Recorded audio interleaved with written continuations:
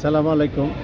মাদারীপুর ৩ আসন বাংলাদেশ জামায়াত ইসলামীর নেতৃত্বে যে জোট হয়েছে, সেই জোটের সিদ্ধান্তের আলোকে মাদারীপুর ৩ আসনে বাংলাদেশ জামায়াত ইসলামীর পক্ষ থেকে আমি রফিকুল ইসলাম নমিনেশন পত্র দাখিল করেছি।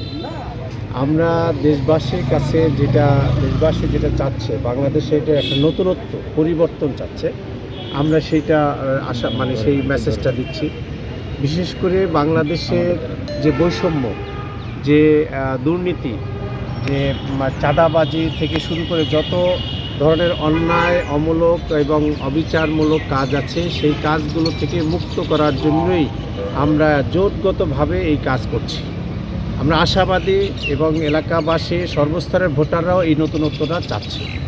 আমরা পূর্ণ আশাবাদী যে আমরা এই ব্যাপারে ভোটাররা সহ তারা যে জিনিসটা চাচ্ছেন, চাঁদাবাজ মুক্ত, ন্যায় এবং ইনসাফ মানবিক বাংলাদেশ গড়ার পক্ষে, সেটা আমরা পারবো ইনশাআল্লাহ।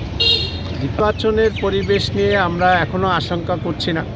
আমরা বিশ্বাস করি যে এই সরকারের আন্ডারে সবচেয়ে সুন্দর সুষ্ঠু একটি নির্বাচন হবে। সেক্ষেত্রে সমান সুযোগ সুবিধা তারা নিশ্চিত করবেন। আমরা এখন পর্যন্ত সেটা পাচ্ছি এবং আশাবাদী।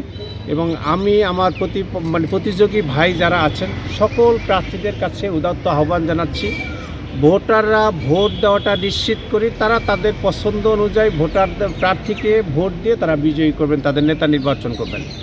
সেজন্য ভোটারদেরকে সুন্দর একটা পরিবেশ দেব আমরা সবাই মিলে, যাতে করে তারা স্বাচ্ছন্দ্যে, নিশ্চিন্তে, নির্ভয়ে, নিঃসংকোচে তারা নিজেদের মতামত প্রকাশ করতে পারেন।